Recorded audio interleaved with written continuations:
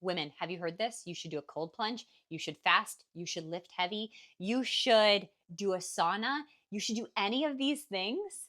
I want to talk to you about how these different biohacking techniques are actually setting you back if you're in a state of chronic stress. So, number one, fasting.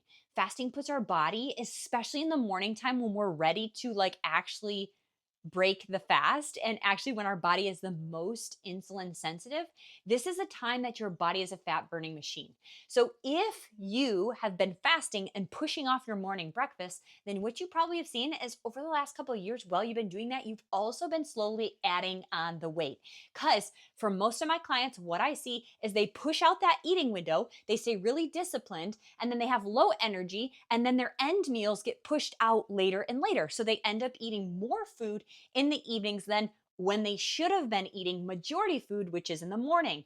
So, this actually pushing back our meals first thing in the morning is detrimental, especially if you're already a stressed out human. Your body needs to know that you're going to be fed.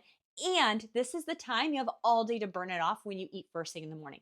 The second thing, if you notice that you're dealing with stress or overwhelm and burnout, is the cool, trendy things of doing saunas and cold plunges. Both of these things, hot and cold, put stressors on the body.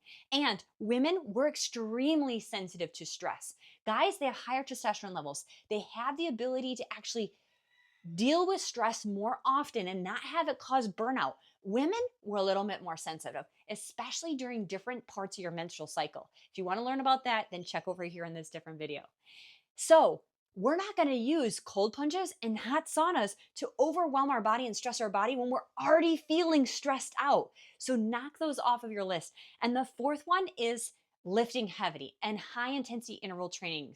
Why is this also like me saying don't do this? Well, I do think that there is a point that every woman needs to strength train. After the age of 30, we're actually losing muscle mass if we're not actively working on it. I'm a trainer. I'm a big gym nerd. I love fitness. But I will tell you what, if you are feeling constantly overwhelmed and stressed out, I'm going to tell you no. Not right now. We need to first work on healing the body before we get into the ideal state where we can push ourselves. But when we're in a constant state of stress, like we're not getting good sleep, we're constantly feeling anxiety or depression, and we're busy in our heads, then this is not the time to push it in the gym. Why? Being in the gym actually causes muscle breakdown. It's another stress. It's a positive stress.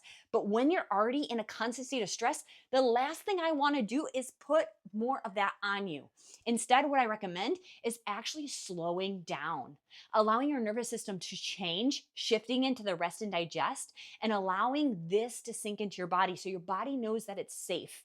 So we work with different practices to actually get you in your body and remind you that you're safe here in this body before I start to have you do heavy stuff, tear down muscle, and then need recovery. This is not the time to do it when you're constantly stressed, overworked, overwhelmed, tired, drained, low energy. This is not the time. There will be a time, but it's not the time.